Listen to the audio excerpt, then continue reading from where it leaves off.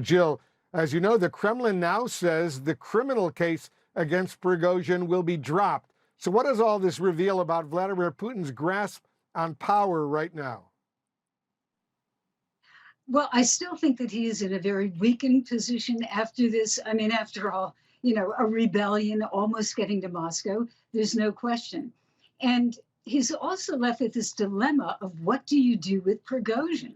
I mean, Prigozhin is a time bomb, and they know it. So this idea that you get him out of Russia, you send him to Belarus, it sounds a little strange, but I cannot imagine that Prigozhin would continue to be in Russia, because every day that he's there, he's a potential threat. I mean, what Prigozhin wants is to get rid of the leadership of the military. Does he want Putin to go? Not necessarily, but he's been very critical in effect by saying what he said, that Putin was misled by his military. So it is a very confusing situation, but I think, I was asking myself, why would they let Lukashenko do this deal? And I do think that if Putin were to negotiate directly with Prigozhin, it would put them on the same level. Putin could never do that. So he gets Lukashenko, who owes him a lot, to do the deal. But the deal still leaves all of these questions. Does Wagner disband? Where do they go? Do they go back to fight? Do they even exist? What happens to all the lucrative business that Prigozhin has from Wagner? It's really quite extraordinary. Yeah, lots of questions still unfolding right now. General Hertling, how incredible is it that this power struggle between the Russian military on the one hand and Prigozhin and his Wagner troops spiraled this far? Wolf, that is a great question. And what's fascinating, in all organizational militaries, you have unique personalities, some with a lot of ego. As Jill just mentioned, Prigozhin is, I would say, not just a time bomb, but he's a free-floating electron. He's all over the place. And what you're talking about with Prigozhin and Shoigu, neither one of them are professional military men.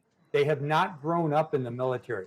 They're play acting in this. They have not subjugated their forces to the security of Russia.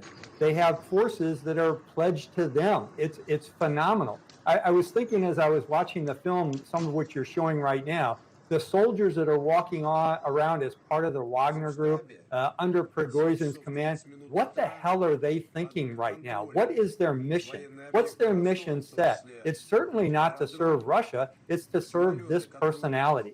And the ego is off the chart. It's narcissistic. And truthfully, there are a lot of losers from what occurred over the last 24 hours. There will be continued losers. And I believe both Putin, Shoigu, and Prigozhin are all losers in this outcome. Dmitry, you're an expert in this whole area. What do you think? No, I absolutely agree. I mean, the fact that Prigozhin's Wagner group, this armored column, was able to reach within about 150 miles of Moscow without the combined forces of the Russian Ministry of Defense, the Interior Forces, the intelligence services of the FSB, as well as the Rosgvardia, the National Guard, being able to stop them is truly remarkable and indicates how weak the whole system has become. I mean, this is almost, they've reached as far as Hitler did in 1941, right on the outskirts of Moscow. Truly remarkable. And even after Putin had declared that these traitors have to be crushed, the Russian military still was unable to stop them. Do you think he should, Prigozhin, Dmitry, should fear for his life right now? I think it's too early to say. This deal may very well hold. And in fact, the right way to think about the Russian system in general is, for those of you who like the Godfather movie, it's as if the Barzini crime family negotiated a deal between Vito Corleone and the other rival family. These are essentially mafia figures. And sometimes in these mafia gangland shootouts, what's known in Russian as razborki, sometimes you have deaths of leaders, sometimes you have sit-downs that result in peace. It may not be durable peace, but sometimes they agree to move on.